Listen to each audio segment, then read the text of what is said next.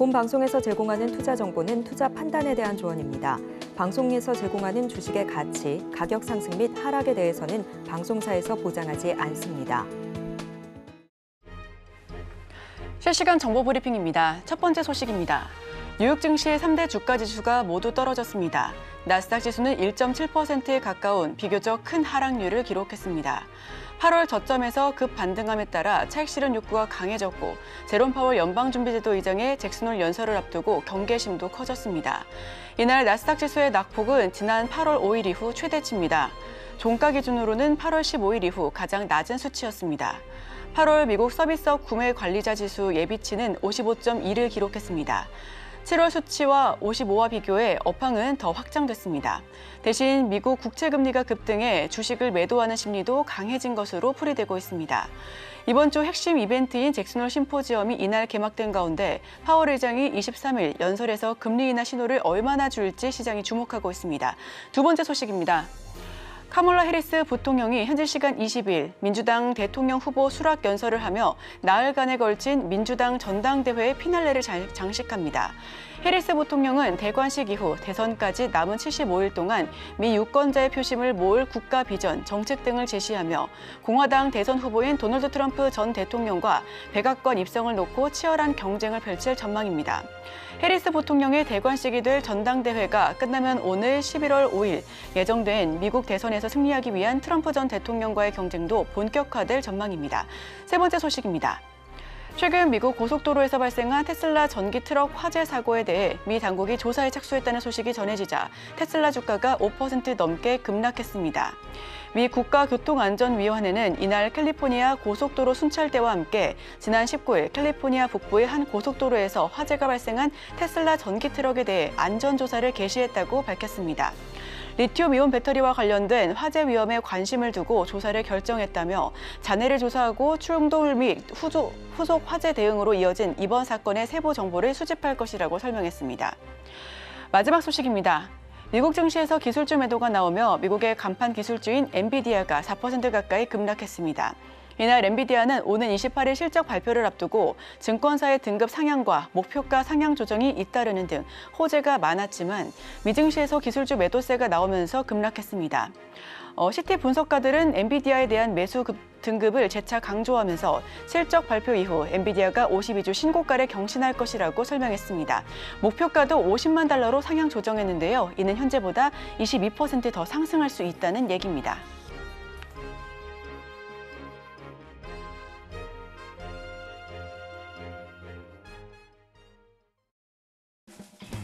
여러분의 성공 투자를 응원합니다. 안녕하세요. 증시7 진행의 이소연입니다.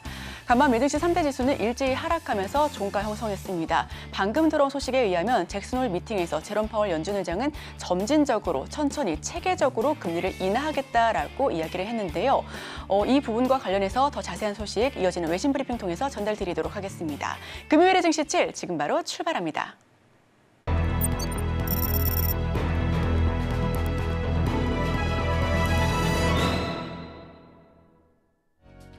복잡한 외신 이야기 쉽고 간편하게 전해드립니다. 증시7 외신 브리핑 오은비입니다.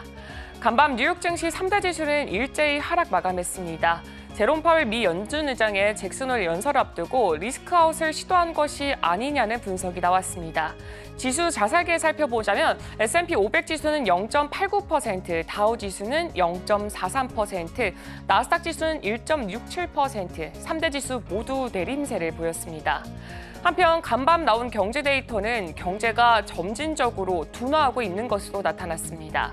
신규 실업수당 청구 건수는 증가를 했고요. 미국의 제조업은 여전히 위축 국면에서 벗어나지 못하고 있는 것으로 나타났습니다. 종목별로 살펴보자면 매그니피센트 7 주식은 일제히 하락을 했습니다. 테슬라는 화재 사건 소식이 속에서 6.65% 하락을 했고요. 엔비디아는 3.7% 떨어졌습니다. 아마존과 마이크로소프트, 알파벳, 애플, 그리고 메타 역시 하락 마감했습니다. 그럼 이어서 간밤에 있었던 소식들 전달해드리도록 하겠습니다. 현지 시간 22일 미 노동부는 지난주 8월부터 11월부터 17일 신규 실업수당 청구 건수가 23만 2천 건으로 한 주 전보다 4천 건 증가했다고 밝혔습니다. 다우존스가 집계한 전문가 전망치인 23만 건도 소폭 상회했습니다. 2주 이상 실업수당을 신청한 계속 실업수당 청구 건수는 8월 4일부터 11주간 186만 3천 건으로 직전 주보다 4천 건 늘었습니다. 이는 약 2년 9개월 만에 가장 높은 수준입니다. 계속 실업수당 청구 건수는 지난 4월 하순 이후 상승 흐름을 보이고 있습니다. 7월 고용보고서에서 미국의 실업률이 예상 밖으로 빠르게 상승한 것으로 나타나면서 미국의 경기가 빠르게 식어가는 것이 아니냐는 우려가 커진 가운데 시장은 고용시장 동향에 촉각을 곤두세우고 있습니다. 네, 7월 미국의 주택 거래량이 다시 증가했습니다. 미국 부동산 중개인협회에 따르면 7월에 기존 주택 매매 건수는 395만 건으로 6월에 1.3% 늘었습니다. 하지만 작년 같은 기간에 비해서는 2.5% 감소한 수치입니다. 지난 3월부터 주택 매물 부족과 높은 금리 때문에 거래량이 줄어들었는데 최근 들어서 주택 매물이 늘어나면서 상황이 조금 나아지고 있습니다. 7월 말 기준으로 기존 주택 재고량은 전월보다 0.8%, 작년 7월보다 19.8% 증가했습니다. 재고가 늘어나면서 주택시장에 숨통이 트이긴 했지만 여전히 매물이 부족해서 주택 가격은 계속해서 오르고 있습니다. NAR의 로런스 윤 수석 이코노미스트는 주택 판매가 여전히 부진하지만 소비자들이 선택할 수 있는 주택이 늘어나고 금리도 조금 낮아지면서 부담이 줄어들고 있다고 설명을 했습니다. 네, 목요일 S&P 글로벌은 미국 PMI 종합생산지수가 54.1로 소폭 하락해서 4개월 만에 최저치를 기록했다고 발표했습니다. 서비스 부문은 견조한 모습을 보였고요. 비즈니스 활동 지수가 55.2로 상승을 해서 2달 만에 최고치를 기록했습니다. 반면에 제조업 부문은 급격히 위축됐고요. 생산 지수는 47.8로 14개월 만에 최저 수준을 나타냈습니다. 크리스 윌리엄슨 S&P 글로벌 마켓 이코노미스트는 8월의 견고한 성장세는 3분기 연간 2%를 초과하는 강력한 GDP 성장을 가리키며 이는 단기적인 경기 침체 우려를 완화할 수 있다라고 하면서 판매 가격 인플레이션이 팬데믹 이전 평균에 가까운 수준으로 하락한 것은 인플레이션의 정상화를 의미하고 또 금리 인하 가능성을 높이는 요인이 될 수 있다고 말을 했습니다. 네, 캐나다의 주요 철도업체 2곳 캐네디언 내셔널과 캐네디언 퍼시픽 캔자스시티의 약 1만 명의 근로자가 파업에 돌입했습니다. 이들 업체는 캐나다 전체 철도 인프라의 80%를 담당하고 있어서 북미 지역의 공급망에 큰 영향을 미칠 수 있다는 우려가 커지고 있습니다. 파업은 임금 인상, 복리후생, 근무시간 등에 대한 노사 간의 협상이 결렬되면서 발생했고요. 캐나다와 미국의 철도 네트워크가 연결돼 있어서 양국 간 무역에도 영향을 미칠 것으로 보여지고 있습니다. 미국에서는 캐나다 정부가 중재에 나서야 한다라고 목소리가 나오고 있지만 캐나다 내에서는 노동자 권리를 옹호하는 정치적 압력이 중재를 어렵게 하고 있습니다. 그럼에도 경제적 피해와 미국의 압박을 고려했을 때 파업이 예상보다 빨리 종료될 가능성도 제기되고 있습니다. 오픈AI가 캘리포니아주에서 추진 중인 AI 규제법에 반대한다고 밝혔습니다. 이 법안은 AI 기술을 공개하기 전에 안전성을 검사하고 만약에 AI가 큰 피해를 일으킨다면 개발 회사의 책임을 묻는 내용을 담고 있습니다. 오픈AI는 이 법안이 AI 산업의 발전을 방해하고 또 캘리포니아주의 경제에 부정적인 영향을 미칠 것이라고 우려하고 있습니다. 또한 AI 규제는 주 차원이 아니라 연방 차원에서 다뤄져야 한다고 주장을 했습니다. 캘리포니아주 의회는 일부 내용을 완화를 했지만 AI 업계는 여전히 반대하고 있습니다. 법안을 주도한 스콧 위너 상원 의원은 오픈AI의 이 반대에 대해서 이 법안은 합리적이고 또 AI의 위험을 예방하기 위해서 필요하다라고 반박을 했습니다. 이 법안은 곧 표결에 붙여질 예정이고요. 최종 시행 여부는 주지사의 결정에 달려 있습니다. 다음 소식입니다. 고해상도 대기역학을 시뮬레이션을 해서 기상 예측을 더욱더 정확하게 할 수 있는 새로운 인공지능 모델 스톰캐스트를 공개했습니다. 이는 이전에 발표한 코디프의 업그레이드 버전으로 과거의 데이터를 활용해서 예측 정확도를 높였습니다. 스톰캐스트는 엔비디아의 어스트 소프트웨어에서 수집한 데이터를 기반으로 기상을 예측하고요. 기존 시스템으론 어려웠던 중간 규모 기상 현상인 뇌우와 집중호우 등을 시뮬레이션을 할 수가 있게 됐습니다. 엔비디아는 스톰캐스트가 미국 국립해양대기청의 모델보다 최대 10% 더 정확하다고 밝혔습니다. AI 기술 발전에 따라서 마이크로소프트와 구글 등 다른 빅테크 기업들도 기상 예측 AI 모델을 선보이고 있습니다. 다음 소식입니다. 일론 머스크가 인수한 소셜미디어 X의 투자자 명단이 법원의 명령에 따라서 공개가 됐습니다. 이 과정에서 실리콘밸리의 주요 투자사들이 투자자로 밝혀졌습니다. 또한 사우디의 왕자, 미국 래퍼 션 디디 콤스, 그리고 X의 창립자이자 전 CEO인 잭 도시 등 유명한 개인 투자자들도 포함이 되어 있습니다. 머스크는 2022년 말에 X를 440억 달러에 인수하면서 모건 스탠리, 뱅크 오브 아메리카 등의 은행으로부터 자금을 빌려서 이 거래를 성사시켰습니다. 이번 투자자 명단은 전 트위터 직원들이 머스크가 돈을 주지 않았다며 제기했던 이 소송과 관련해서 처음 접수됐습니다. 기자위원회는 독립기술기자 제이콥 실버맨을 대리해서 법원에 기록을 공개해달라는 요청을 제출을 했고요. 이 단체는 X가 중요한 공론의 장이기 때문에 투자자 명단을 공개하는 것이 공익에 부합한다고 주장을 했습니다. 이에 대해서 X측은 투자자 명단 공개가 회사의 경쟁력을 약화시키고 또 잠재적 파트너들에게 불공정한 이점을 줄 수 있다고 반박을 했지만 법원은 공개 결정을 내렸습니다.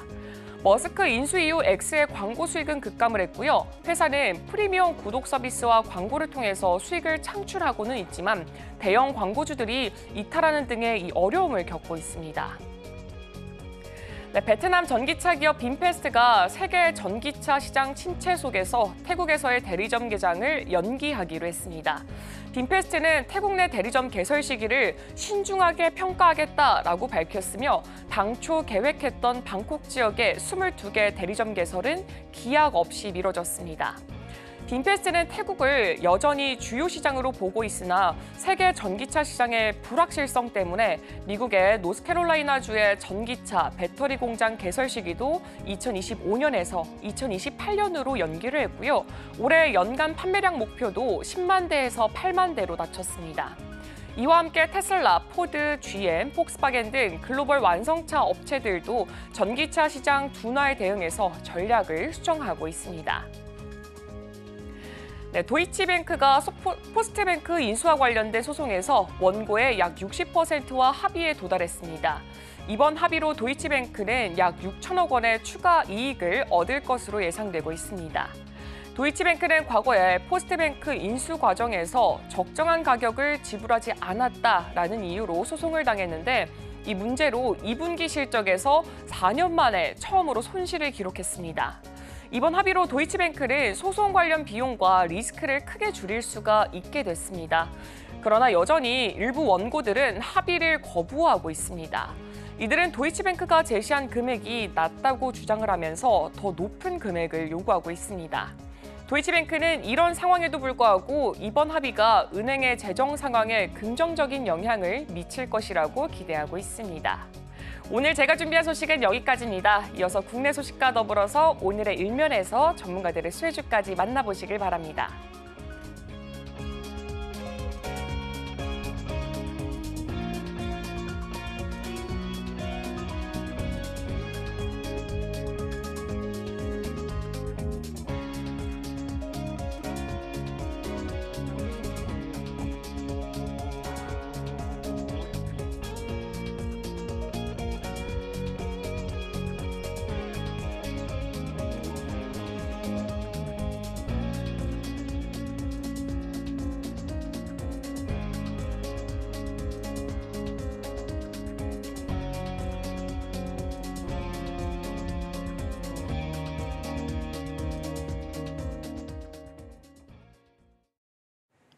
네, 서울경제TV 증시 7 조간 브리핑 시간입니다. 서울경제신문에서 발행한 이슈 전해드리는데요. 첫 번째 소식부터 하나하나 짚어보겠습니다. 화면 살펴보시죠.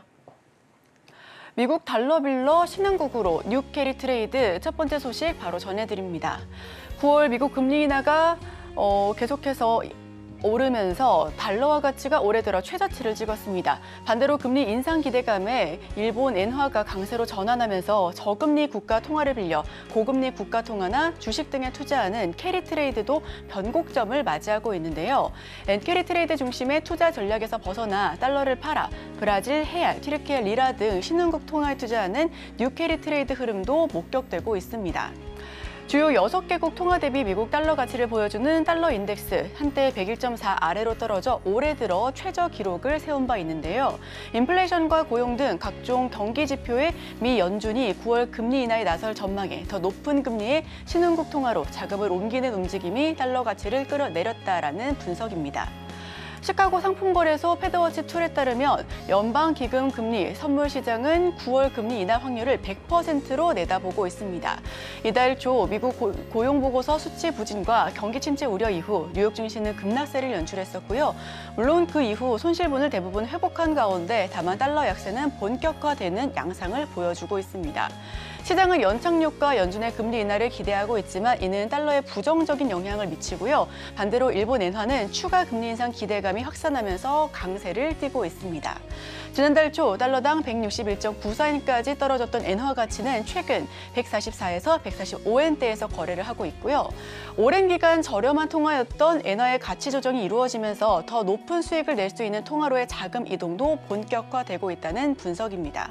미국 시티그룹은 이 같은 현상을 두고 헤지펀드들이 뉴캐리 트레이드를 위해 달러를 쓰고 있다고 짚었습니다. 사려는 대상이던 미 달러가 다른 자산을 사기 위해 빌리는 저금리 통화로 바뀌었다는 거고요. 미국 금리 인하 전망이 위험 선호를 자극해 캐리 트레이드 전략을 활용하는 헤지펀드들이 엔화보다는 달러 자금 조달 통화로 선택하고 있다라고 설명하고 있습니다. 연준 내달 금리 인하 확실해 달러 인덱스 올해 최저 수준으로 하락했습니다. 엔화 강세에 엔캐리는 청산을 했고요. 헤지펀드들 달러로 자금 조달하고 있습니다. 헤알과 리라로 머니 무브 본격화되고 있다라는 소식입니다. 네, 다음 소식입니다. 1조 클럽 앞둔 K방산, 라인 풀 가동의 적기 납품. 최근 해외에서 잇따라 수주 낭보를 전하고 있는 국내 방산 기업들이 생산 라인을 풀 가동하고 있는 것으로 나타났습니다. 앞으로 양산해야 하는 물량들도 쌓여 있는 만큼 공장 가동률을 더 높여 K방산 기업의 최대 장점인 적기 납품을 이어가겠다라는 전략을 펼치고 있는데요. 올해 상반기 현대로템 방산 부문의 공장 가동률은 107.5%였습니다. 회사가 생산 능력 대비 초과해서 공장을 가동하고 있는 이유는 내수는 물론 폴란드에 납품할 K2 전차 물량의 납기 기한을 맞추기 위해서입니다. 방산업계의 맏형격인 하나에어로스페이스 역시 생산 속도를 끌어올리고 있고요. 하나에어로스페이스 역시 수출품이 생산 라인의 큰 부분을 차지하고 있습니다. 폴란드와 2년 전 최종 계약이 확정된 K9 자주포, 올해 상반기부터 생산해 연말까지 납품을 완료하겠다라는 부분이고요. 방산 기업들이 지난해부터 추가 수주에 적극적이었던 만큼 올해 하반기에는 방산 생산 라인이 더욱더 바빠질 것으로 보입니다. 국내 방산업체가 경쟁국가 대비 앞서는 것은 정확한 납기 능력과 가성비 덕분이다라고 설명하고 있는데요. 이러한 경쟁력을 바탕으로 수주에 성공했기 때문에 가동률도 더욱 늘어나고 있습니다. 현대로템 생산 가동률 107.5%로 높여지고 있습니다. 하나에어로스페이스는 창원에서 속도전을 보여주고 있고요. 폴란드와 이집트양 양산 본격화되고 있습니다. 다음 소식입니다. 한국 게임사 역대 최다 출격, 신작 칼 갈았다. 글로벌 시장 공략에 나서고 있는 국내 주요 게임사들, 세계 최대 게임쇼 게임스컴의 대거 도전장을 내밀었습니다. 역대 최다 규모로 출전한 한국 게임사들은 다채로운 장르의 신작을 통해 전 세계 이용자들에게 입지를 굳히겠다라는 부분 목표하고 있고요. 넥슨은 크래프톤과 함께 국내 대형 게임사들과 게임스컴 부스를 열고 관람객과 기업 관계자들에게 신작 게임을 선보일 예정입니다. 현지 시간 21일에서 25일 열리는 게임스컴은 세계 최대 규모의 오프라인 게임쇼가 될 것으로 보여지고요. 올해 게임스컴에는 66개국 1,400여 개 기업이 참여합니다. 한국 게임사들은 이번 게임스컴에 역대 최다 규모로 출전하는데 다양한 장르의 신작을 들고 나온 것도 눈에 띄는 부분입니다. 특히 삼성전자와의 협업으로 다채로운 현장 경험을 할 수 있도록 구성했는데요. 갤럭시 Z 폴드 6에서는 다커앤다커 모바일을 경험할 수 있도록 마련을 했습니다. 해외 시장에 공을 들이고 있는 국내 대형 게임사들이 이번 게임스컴에서 수상의 영광을 안을 수 있을지도 관전 포인트로 보여집니다. 최대 게임쇼 캠스컴 개막합니다. 넥슨, 크래프톤, 펄어비스 도전장을 내밀었고요. 3인칭 슈팅 등 장르도 다양화했습니다. 삼성은 오디세이 3D 지원하기도 하는데요. 붉은 사막 인조이 수상도 기대감이 차오르고 있습니다. 다음 소식입니다. 보스턴 실험실에서 국내 최초 미국 진출까지 오픈 이노베이션의 결실. 비소세포 폐암 치료제 렉나자가 국내 항암 신약 중 처음으로 미국 FDA 승인을 받으면서 유한양행이 오픈 이노베이션의 첫 결실을 맺게 됐습니다. 미국 보스턴의 한 실험실에서 출발한 신약 후보 물질이 국내 제약사와 글로벌 빅파마를 거치면서 밸류업에 성공한 보기 드문 케이스다라고 설명하고 있는데요. 유한양행은 이 같은 방식으로 오는 2026년까지 신약을 개발해 제2, 제3의 렉나자로 만들겠다라는 계획을 밝혔습니다. 렉나자는 국내 바이오벤처 오스코텍이 신약 개발을 위해 2008년 미국 보스턴에 설립한 제노스코에서 시작을 했습니다. LG화학에서 당뇨병 신약 제미글로 개발을 맡았던 고종성 박사는 제노스코 대표로 취임하면서 항암 분야에 집중했고 신약 물질 레이저티닙을 발견했는데요. 이와 함께 연세대학교 조병철 교수는 렉나자 리브리지반트 병용요법의 1상, 2상, 3상 임상 시험을 주도한 인물입니다. 개발 초기 글로벌 시장에서 렉나자는 찬밥 신세였다고 잘 알려져 있습니다. 국내에서 개발된 항암 신약이 일부 존재하지만 FDA에서 승인을 받은 사례가 없었던 만큼 냉소적인 시각이 대부분이었는데요. 실제 유한양행은 2017년 중국의 한 제약사에서 해당 후보 물질을 기술 수출하려고 했으나 무산된 바 있었습니다. 다만 2023년 6월 국내에서 적응증을 1차 치료제까지 확대하는 데 성공을 했고요. 이 과정에서 유한양행 측은 1차 치료급여가 확정되기 전까지 렉나자를 폐암 환자들에게 무상으로 지원해 화제를 모은 바 있습니다. 유한양행은 환자 한 명당 연간 약 7천만 원을 부담하는 대신 글로벌 신약에 필요한 방대한 임상 데이터를 확보할 수가 있었고요. 2015년 미국 제노스코에서 기술 이전한 결과 중국 기술 수출 좌절을 딛고 새 역사를 썼습니다. 보험급여 때까지 무상 공급을 선언했었는데요. 사회공헌과 임상 데이터 두 토끼를 잡았고요. 공격적인 R&D로 투자 생태계를 키웠다라는 설명입니다. 다음 소식입니다. 배터리 분량 90% 이상 잡아낸 LG엔솔 BMS 사업 본격화. LG에너지솔루션이 배터리 안전진단 소프트웨어 분야에서 20년 이상 축적된 배터리 관련 시스템 설계 역량과 실증 데이터를 활용한 독보적인 기술력을 확보했습니다. 안전진단 소프트웨어를 탑재한 BMS 분야에서만 8,000개 이상의 특허를 보유하고 배터리셀 기준 13만 개 이상, 모듈 기준 1,000개 이상을 분석한 실증 데이터를 기반으로 기술을 개발했었는데요. LG에너지솔루션의 안전진단 소프트웨어는 10만 대 이상의 전기차에 적용한 결과 90% 이상의 안전진단 검출률을 달성했습니다. 자동차용 BMS에 적용해 배터리 이상 징후를 사전에 진단하고 고객에게 안내하는 기능도 갖췄고요. 현재 글로벌 완성차 업체 9곳의 차량에 해당 기술을 탑재했습니다. 안전진단 소프트웨어의 판매도 본격화할 계획이고요. 3월에는 퀄컴과 시스템 온칩을 기반으로 한 첨단 BMS 진단 솔루션 개발 협력에 나서는 등 BMS 역량 강화에 앞서고 있습니다. 비정상 방전, 리튬, 과다 석출 등 배터리 안전진단 기술을 독보적으로 활용하고 있고요. 자동차 업체 협업을 확대해 소프트웨어 판매도 이루어 나가겠다라는 설명입니다. 네, 제가 준비한 소식은 여기까지입니다. 계속해서 오늘의 일면을 통해 전문가와 수혜주까지 찾아보도록 하겠습니다. 저희와 끝까지 함께 하시죠.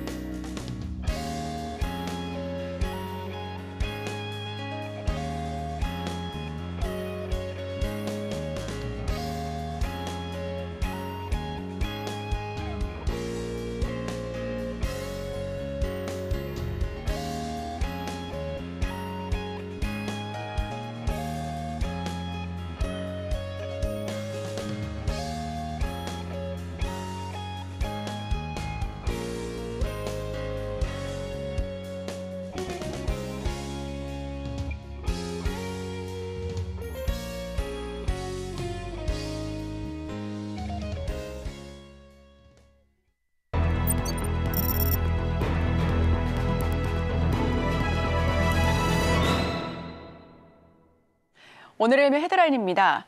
밸류업 9월부터 시장에 구원 투수될까 함께 하실 분 모셔보겠습니다. 루크투자연구소 임순재 대표 모십니다. 어서 오세요. 네, 안녕하십니까. 네, 한국거래소가 어제는 10대 그룹 간담회를 열어서 밸류업 참여를 검토하기도 했습니다. 9월부터 본격화될 것으로 보여지는 밸류업 프로그램. 그동안은 금융과 증권, 보험주 위주로 기대감을 얻어왔는데요. 자동차 기업들 역시 참여하겠다라고 하고 있죠. 여기에 삼성전자와 SK하이닉스 같은 그룹도 간담회를 어제 가져가면서 밸류업 참여를 검토한다는 소식 이어져 가고 있습니다. 어떤 소식일까요? 네, 거래소에서 기업 밸류업 프로그램을 계속 지금 얘기를 하고 있죠. 올 초서부터 계속 얘기가 나왔었던 그런 상황인데요. 이제 기업 밸류업이 이제 본격화 진행이 되면서 관련된 그 사항들을 저변을 확대하기 위해서 10대 그룹의 재무담당 임원을 모아서 회의 간담회를 했다라고 보시면 될 것 같습니다. 정보 거래소 이사장 주재로 10대 그룹 재무담당 임원 간담회를 진행을 했고요. 삼성전자를 비롯해서 SK, LG, 포스코홀딩스, 롯데, 하나 이런 국내 10대 그룹 내에 있는 재무담당 임원들이 참여를 했다라고 보시면 될 것 같습니다. 일단 기업 가치 제고와 관련된 이제 여러 가지 이제 공시 제도가 지금 얘기가 나오고 있는데요. 이런 부분에 대한 각 기업들의 이 의견을 이제 취합을 하는 그런 이제 자리였다라고 보시면 될 것 같고요. 이런 이제 취합을 하면서 이제 새롭게 이제 개선 방향들을 관련돼서 향후에 논의될 걸로 예상이 되고 있습니다. 최근 들어 이제 금융업종을 중심으로 이런 이제 기업 가치 재고 계획들을 지금 공시를 하고 있는 그런 상황입니다. 지금 한 20개 정도의 기업이 공시를 한 걸로 지금 알려져 있는데요. 대부분이 금융 관련된 기업들이고요. 지금 금융 관련된 기업이 아닌 회사는 LG전자 하나에 지금 머물러 있는 그런 상황이다라고 보시면 될 것 같습니다. 특히 이제 이 하반기가 들면서 특히 이제 9월 이후서부터는 각 기업들이 이제 내년도 사업 계획을 본격적으로 이제 작성을 하게 됩니다. 이런 사업 계획을 작성을 하면서 기업 밸류업 관련된 내용도 같이 포함을 시켜달라라는 게 거래소의 요청사항 아니었나라는 생각을 해보고 있고요. 특히 10대 그룹들이 이렇게 이제 기업 밸류업에 참여를 한다라고 하게 되면 그 대기업 이외에 이제 중견기업이나 중소기업들도 같이 이런 밸류업 기업의 프로그램에 참여할 가능성이 높기 때문에 어떻게 보면 선도적으로 이런 10대 그룹의 참여를 요청한 거 아닌가라는 생각을 해보고 있습니다. 주요 기업들은 대부분 이제 일단 밸류업 프로그램에 관심을 갖고 있다라는 원론적인 답변을 했다라고 보시는 게 좀 맞지 않을까라는 생각을 해보고 있습니다. 일단 10대 그룹 내에 여러 가지 이제 사정들이 있기 때문에 어떻게 진행될지는 좀 더 지켜보셔야 될 걸로 보여지고요. 특히 대주주 관련된 이제 이슈들이 남아 있는 그런 상황이기 때문에 그런 부분이 해소가 좀 돼야 되지 않을까라는 생각을 해보고 있습니다. 그렇지만 정부나 금융당국 입장 아니면 정치권 전체적으로 본다라고 해도 우리나라 증시를 지금보다는 좀 밸류업을 시켜야 된다, 가치를 상승시켜야 된다라는 그런 의견은 같이 있다라고 보시면 되는데요. 정부 여당 같은 경우는 지금 기업 밸류업 프로그램을 적극적으로 지금 밀고 있다. 라고 보시면 될 것 같습니다. 특히 세제 혜택이나 아니면 여러 가지 지원을 통해서 어떤 당근책을 이제 제시하고 있다라고 보시면 될 것 같고요. 야당인 민주당 같은 경우에는 코리아 부스트업 프로젝트라는 거를 이제 지금 추진을 하고 있다라고 보시면 될 것 같습니다. 이거는 기업들한테 당근을 제시한다라기보다는 채찍을 제시하는 그런 이제 내용들이 포함이 될 가능성은 높다라고 보여지고요. 대표적으로 이제 소액 주주들의 권리 강화, 그 다음에 독립이사 선임 의무, 집중 투표제 활성화 등 해서 어떻게 보면 이제 기업이나 대주주 입장에서는 약간 좀 껄끄러운 그런 내용들을 법률적으로 이제 추진하겠다라고 좀 얘기를 하고 있습니다.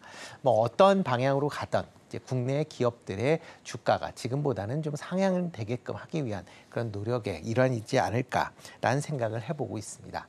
다만 이런 기업 밸류업 관련된 여러 가지 정부들의 노력이 있는 건 사실이지만 당장의 효과보다는 아마 중장기적인 효과가 있지 않을까라는 생각을 해보고 있습니다. 이거를 먼저 시행한 일본 같은 경우도 이게 효과를 발휘하기 위해서 1년 이상의 시간이 소요가 됐다라는 점도 같이 주목을 해보셔야 될 것 같고요. 그리고 지금 참여하는 기업이 금융업종이 대부분입니다. 그러니까 정부의 입김이 상대적으로 크게 작용하는 업종 중심으로 지금 빠르게 확대되고 있다라는 거는 볼 수는 있지만 일단 그렇기 때문에 이런 이제 그 관련된 참여 기업들의 주가 수준도 주가 상승률도 조금 더 개선되는 측면은 분명히 있습니다. 대표적으로 KRX 이제 은행 지수 같은 경우는 8월 22일 기준으로 본다라고 하게 되면 연초 대비 36% 정도 상승을 했습니다. 전체 코스피가 1.4% 상승했으니까 이렇게 밸류업에 참여하는 기업들이 상대적으로 높은 그런 수익률을 기록을 했다라고 볼 수도 있는 거고요. 물론 이제 그 해당 기업들의 실적이 좋아졌었다라는 측면도 같이 간과할 수는 없다라고 보여집니다. 그렇지만 일반 기업으로 이제 확산된다라는 문제는 조금 전에 말씀드렸듯이 지배주죠. 그러니까 대주주들의 참여가 얼마나 적극적이냐라는 부분입니다. 특히 일반 기업들 같은 경우는 대주주가 자기들의 이제 이익에 상당히 우선시하는 그런 이제 모습을 보이고 있고요.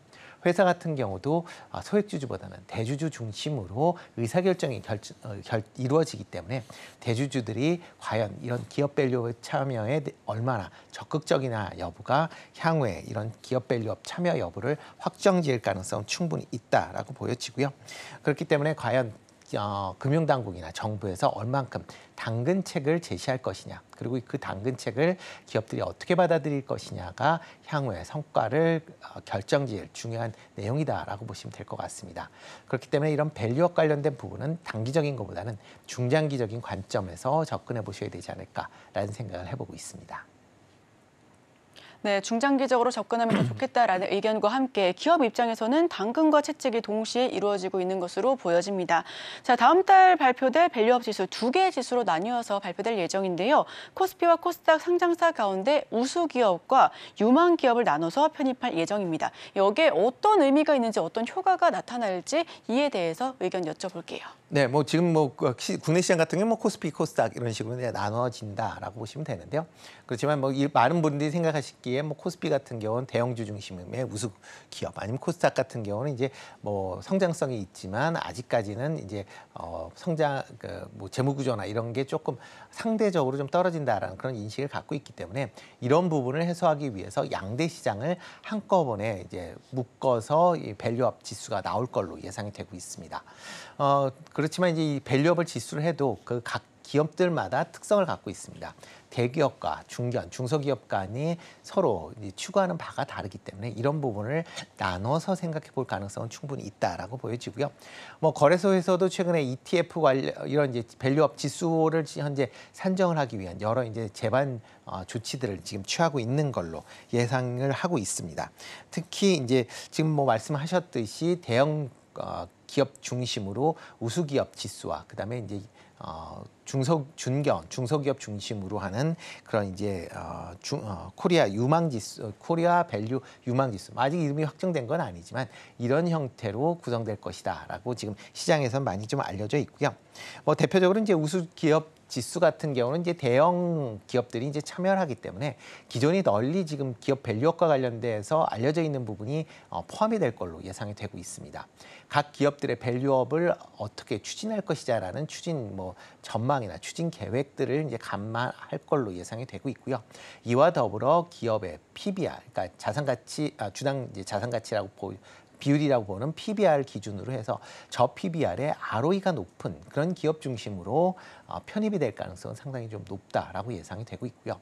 다만 이제 중견, 중소기업이 포함되는 유망 기업 입장에서 지수를 본다라고 하게 되면 물론 밸류업에 대한 이제 추진 사항에 대한 부분이 상당 부분 반영이 되겠지만 상대적으로 재무 구조가 조금 떨어질 가능성은 있다라고 보여집니다. 그렇다라고 하게 되면 재무적인 것보다는 비재무적인 요소가 포함될 가능성은 좀 충분히 있다라고 보시면 될 것 같고요. 그거에 맞춰서 보시면 좋지 않을까 싶습니다. 거래소 같은 경우 이런 이제 단순히 밸류업 지수를 뿐만 아니라 이거를 통해서 ETF까지 확장이 되는 부분을 같이 주목을 하고 있다라고 보시면 될 것 같습니다. 그 밸류업 지수만 단순히 만든다라고 해서 주가가 부양되는 건 아니고요. 이거를 실질적으로 관련된 지수를 벤치마크하는 ETF나 아니면 관련된 투자 포트폴리오가 나온다라고 하게 되면 이런 밸류업 기업으로의 자금 유입이 이루어져서 해당 기업들의 주가가 상승할 수 있고요. 그러면 보다 많은 기업들이 이런 밸류업에 참여할 수 있다라는 그런 이제 내용을 알고 있습니다. 그러니까 그런 상황으로 지금 접근을 하고 있다라고 보시면 될 것 같고요. 그렇기 때문에 현재 거래소 같은 경우도 12월 중에 관련된 ETF가 출시될 수 있도록 지금 준비 작업에 있다라고 보시면 될 것 같습니다. 지금 뭐 한 10여 개 지금 이제 ETF를 운영하는 자산 운용사에 지금 ETF와 관련된 사전 조사를 지금 하고 있다라고 지금 뭐 알려져 있고요. 관련돼서 한 10여 개 정도의 자산 운용사가 관련된 ETF를 만들겠다라고 사전 그런 이제 계획서를 거래소에 제출했다라고 지금 얘기가 나오고 있습니다. 뭐 추가적으로 다 여러 이제 자산 운용사에서 관련된 ETF를 출시하겠다라고 지금 나서고 있는 상황이기 때문에 그런 점을 감안한다라고 하게 되면 12월부터 관련된 ETF가 좀 더 이제 나오기 시작을 하지 않을까 싶습니다. 향후 관련된 ETF는 계속 좀 확대될 것이다라고 좀 예상을 하고 있습니다. 정부가 이제 밸류업에 관련돼서 강한 드라이브를 걸고 있는 상황이기 때문에 만약 이번에 만드는 밸류업 지수가 아마 연기금이나 기관 투자자들의 벤치마크로 사용될 가능성이 높다라고 생각이 되고 있습니다. 그렇다라고 하게 되면 연기금이나 기관 같은 경우도 밸류업 관련된 지수에 들어가 있는 관련된 종목들을 매수할 수밖에 없는 거고요. 만약 ETF가 확대가 된다라고 하게 되면 ETF에 자금이 몰린다라고 하게 되면 상대적으로 관련된 종목들의 주가도 긍정적으로 영향을 미칠 가능성은 충분히 있다라고 생각을 하고 있습니다. 다만 이제 긍정적인 부분도 있긴 하지만 부정적인 부분도 분명히 존재를 합니다. 뭐 가장 큰 이유는 ETF로 자금이 쏠린다라고 하게 되면 뒤집어 얘기하면 다른 분야에서의 자금이 조금 축소가 될 가능성은 있습니다. 그렇기 때문에 이렇게 이제 ETF 관련돼서 자금이 들어가면 해당 종목들은 좋을 수가 있지만 만약 다른 부분에서 자금이 빠져나온다라고 하게 되면 그쪽 분야의 기업들의 주가는 상대적으로 부정적으로 작용할 수 있다라는 점도 같이 투자하실 때 확인해 보시는 그런 절차가 필요하지 않을까 싶습니다.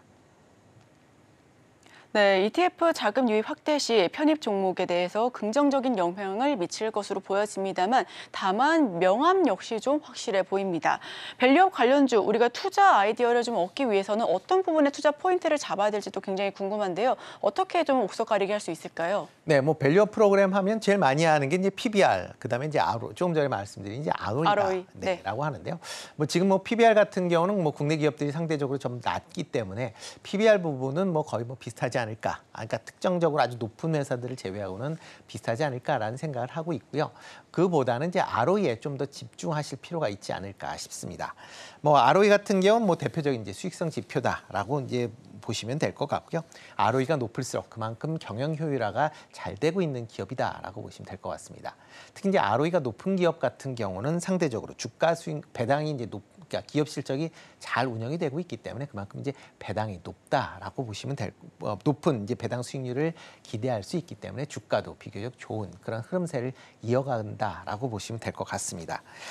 특히 이제 ROE가 높은 기업들 같은 경우. 그러니까 무조건 ROE가 이제 한 번 높아졌다라고 하는 그런 기업보다는 꾸준하게 ROE가 높은 기업을 찾으셔야 된다라고 보시면 될 것 같습니다. 뭐 ROE 같은 경우도 이제 등락이 있기 때문에 만약 전년도에 뭐 어떠한 경영적인 이슈로 인해서 낮았다라고 하게 되면 그 다음에 일시적으로 높아지는 경우도 있으니까 그런 점은 주의하실 필요가 있다라고 보시면 될 것 같고요. ROE가 이제 한 10%를 넘는 그런 기간이 꾸준하게 뭐 수년 동안 지속이 된 그런 기업들은 관심을 가지실 필요가 있다라고 보시면 될 것 같고요. 뭐 이런 ROE 관련돼서도 가 높으려면 그만큼 이제 기업 실적이 좋아져야 된다라고 보시면 되니까 기업 실적이 좋아지는 그런 기업 중심으로 관심을 가지셔야 되지 않을까 싶습니다. 네, 꾸준하게 ROE가 높은 기업 성장성과 실적이 탄탄하게 받쳐주는 기업을 찾아보면 좋겠다라는 의견을 들어봤습니다. 자, 한편으로는 이복현 금감원장의 발언도 화제입니다. 국내 기업의 지배구조 특수성이 밸류업의 걸림돌로 지목되고 있다. 이런 발언을 했는데요. 이 발언은 우리가 어떻게 해석해보면 될까요? 네, 뭐 제가 좀 전에 말씀드렸듯이 밸류업을 할 때 가장 중요한 게 이제 지배주주의 의견이다라고 보시면 될 것 같습니다. 그만큼 국내에서는 이제 기업들의 이제 거버넌스에 대한 그런 이제 이슈가 커질 수밖에 없다라고 보시면 될 것 같습니다. 특히 이제 이 거버넌스 이슈가 어떻게 보면 이제 국내 기업들이, 그러니까 코리아 디스카운트의 가장 주요한 원인 중에 하나입니다. 그러니까 주주들, 그러니까 일반적인 주주의 이익보다는 대주주의 이익을 우선시하고 있는 게 우리나라 회사들의 특징이다라고 보시면 될 것 같고요. 이러한 이제 문제들이 계속 좀 얘기들이 나오기 때문에 금감원장도 이런 취지의 얘기를 했다라고 보시면 되는데요. 특히 이제 이사 충실 의무에 대한 확대가 최근에 가장 좀 이슈로 좀 부각이 되고 있는 그런 상황입니다. 뭐 이사 같은 경우는 이제 상법상으로 본다라고 하게 되면 주주와 회사의 이익을 이제 대변하는 사람, 그러니까 그 위에서 이제 활동하는 사람들이다라고 이제 보통 이제 그런 취지로 이제 만들어졌다라고 보시면 되는데요. 그렇지만 국내 기업들의 이사들은 대부분 이런 일반 주주의 의사보다는 대주주의 의사를 반영해서 회사를 경영하는 경우가 많고요. 만약 이런 이제 의사들이 일반 주주까지의 의견까지 확대한다라고 하게 되면 그 책임감이나 부담감이 너무 클 수 있기 때문에 기업들이 좀 반대를 하고 있다라고 보시면 될 것 같습니다. 그렇지만 글로벌적으로 스탠다드로 본다라고 하게 되면 뭐 대부분 뭐 미국을 비롯해서 뭐 자본주의를 하고 있는 국가들의 기업들은 이런 일반 주주들의 의사를 반영하는 그런 이제 모습을 보이고 있기 때문에 우리나라도 이런 형태로 바뀌어가야 된다라는 어떻게 보면 원론적인 그런 얘기다라고 보시면 될 것 같고요. 이 부분은 이제 상법을 개정해야 되는 상황이기 때문에 향후에 뭐 법무부에서 이제 상법 개정안이 나올 때 어떤 식으로 반영될지는 같이 좀 주목해 보셔야 될 필요가 있지 않을까 싶습니다.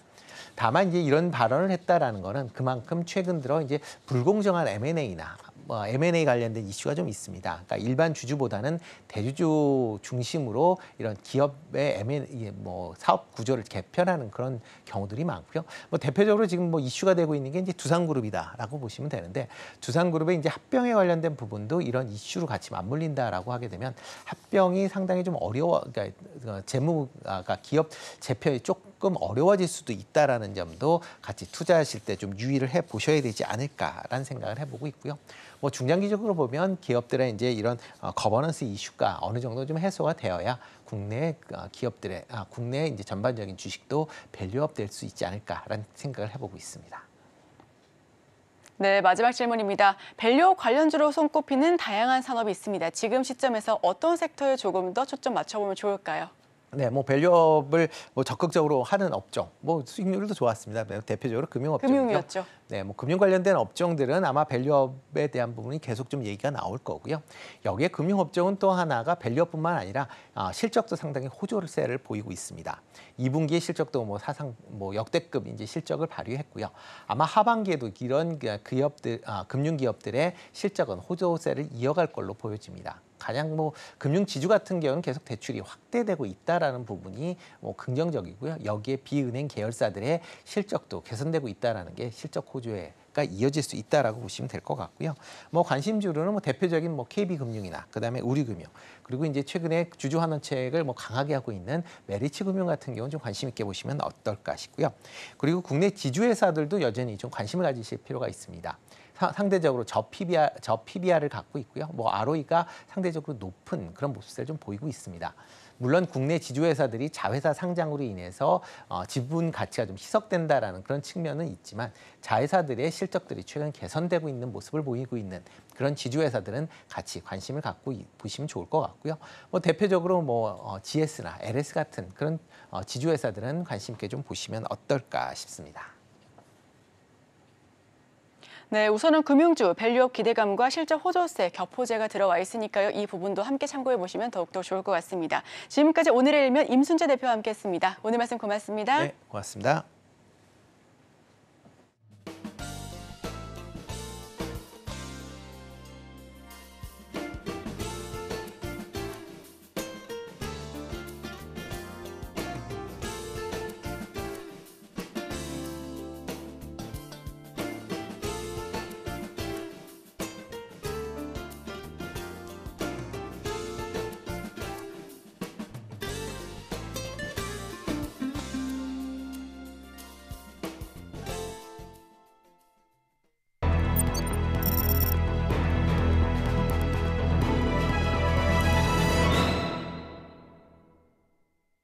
네, 투자하실 때 참고하실 법한 좋은 리포트 소개해드려 보도록 하겠습니다. 화면 바로 살펴보시죠.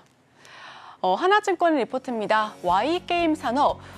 앞서서 조간 브리핑 때도 게임주 이야기를 잠시 나눠봤는데요. 오늘은 게임에 대해서 조금 더 자세하게 짚어보도록 하겠습니다. 게임, 콘텐츠와의 전쟁을 펼치고 있습니다. 영상 콘텐츠와 SNS가 빠르게 성장 중이지만 사람들의 여가 시간은 한정되어 있죠. 수면 시간을 경쟁자로 꼽는 넷플릭스와 쇼츠를 무기로 한 틱톡, 유튜브가 사용자와 치료 시간을 늘려가고 있는데요. 점점 수동적으로 손쉽게 도파민을 얻고 싶어하는 사람들에게 상대적으로 능동적인 행위가 수반되어야 되는 게임은 일처럼 느껴지기도 하고 있습니다. 이 전쟁에서도 높은 성과를 내는 게임들은 결국 콘텐츠의 장점을 보유한 게임들인데요. 국내 게임사들은 과거 고 RF의 국내 게이머들을 바탕으로 높은 성장을 추구 시연하긴 했습니다만 한계에 부딪혔었습니다. 현재는 글로벌 성과를 내기 위한 변화의 시기에 있고요. 글로벌 트렌드에 맞춰 구조적으로 성장을 이루고 있는 게임사들에 투자해야 할 시기다라고 설명하고 있습니다. 글로벌 국내 게임사들은 PC와 콘솔, 모바일로 모두 플레이 가능한 크로스 플랫폼 개발 비중을 높여가고 있습니다. 크로스 플랫폼 게임 출시 확대에 따라 점차 게임의 플랫폼 분류 의미는 크지 않으며 지속적으로 업데이트되는 라이브 서비스와 연결이 있는 패키지로 구분이 될 전망이고요. 게임사들은 마케팅 비용과 인건비를 최소화하며 글로벌 경쟁력을 갖춘 IP 위주로 선별하여 출시하는 전략을 선택하고 있습니다. 2023년도부터 2024년까지 업계 전반의 키워드는 여전히 비용 효율화인데요. 이 팬데믹 시절 호황을 누린 온라인 산업은 사업을 확장했었습니다. 여기서 인건비를 비롯한 영업 비용이 증가하면서 고정비도 함께 상승을 했었고요. 엔데믹 이후 게임 산업은 소폭 하향 안정화 과정을 거치고 있습니다.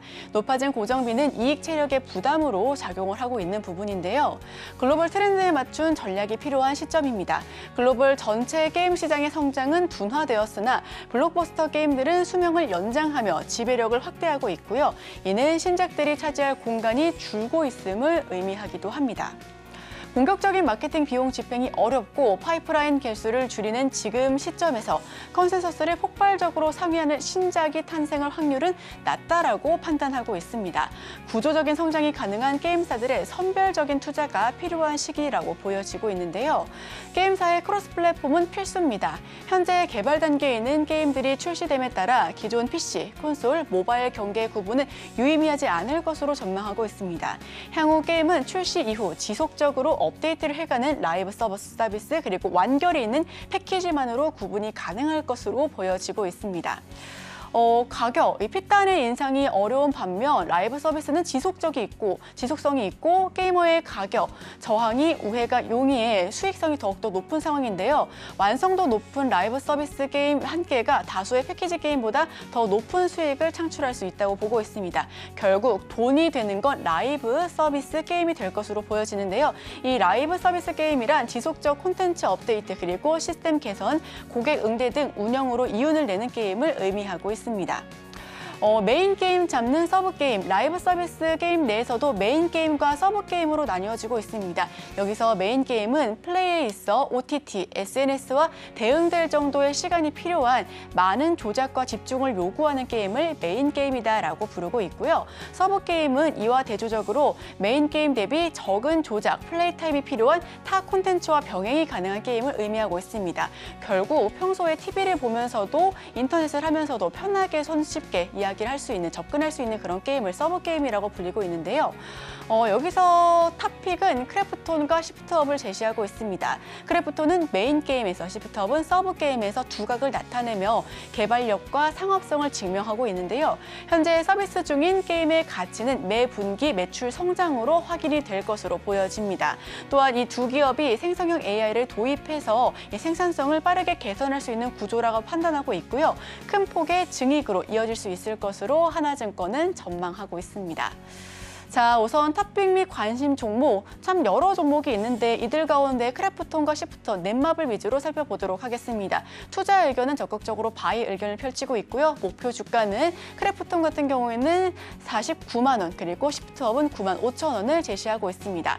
어제 기준으로 크래프톤은 1.91%, 약 2% 가까운 상승률을 보여주면서 34만 6천 원, 그리고 시프트업은 1.52% 강세를 나타내며 6만 7천 원 선에서 장을 마쳤는데요. 전반적으로 상방이 열려 열려있는 만큼 이 부분도 함께 살펴보시면 좋을 것 같고요. 특히나 올해 하반기 게임스컴 2024가 개최되는 만큼 게임주 다시 한번 활기를 띨 수 있기를 한번 바라보도록 하겠습니다. 오늘 제가 준비한 소식은 여기까지입니다.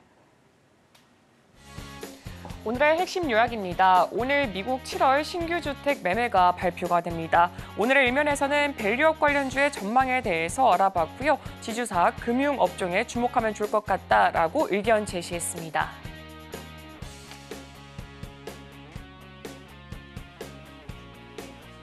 네, 저희가 준비한 소식은 여기까지입니다. 저희가 방송 중에 제공해드린 정보는 투자 판단에 대한 참고 자료일 뿐 해당 종목의 가치 또는 상승률을 보장하지는 않습니다.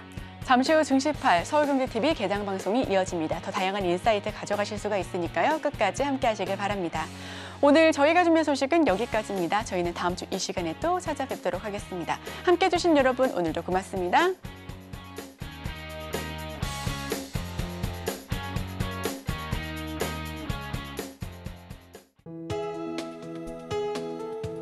본 방송에서 제공하는 투자 정보는 투자 판단에 대한 조언입니다. 방송에서 제공하는 주식의 가치, 가격 상승 및 하락에 대해서는 방송사에서 보장하지 않습니다.